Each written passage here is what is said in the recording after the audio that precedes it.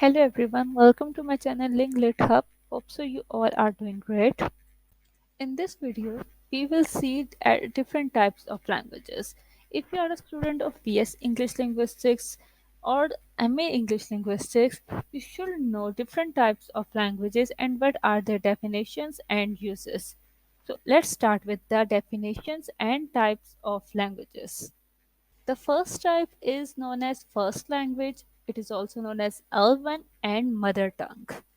It is our native language that a person learns from birth. It is the language that we learn in our childhood. We learn this language from our mother and father in our households. The second type is second language, which is also known as L2. It is used for certain communicative functions in our society. We learn this language in our schools during our official education.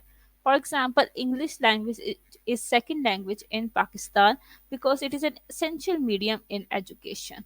We learn this language in our school class but also used in our daily life. The third type of language is foreign language. It is a new language in the society which is learned by people only in informal education. It means that it is the choice of people that they want to learn this language or not. For example, Arabic is a foreign language in Pakistan which certain people learn because of their choice. It is not used for normal communication in particular society. Fourth type of language is national language. Every country or world has a national language. It reflects its collective identity to the world at large. It is spoken and understood by majority of the population of the country. For example, Urdu is the national language of Pakistan.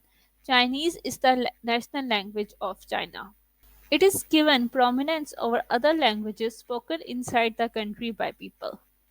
The fifth and last type of language is official language. It is used by government for administrative purposes. In Pakistan, official language is English. It is usually refers to a language in which the government function and in which all government services are typically available by law.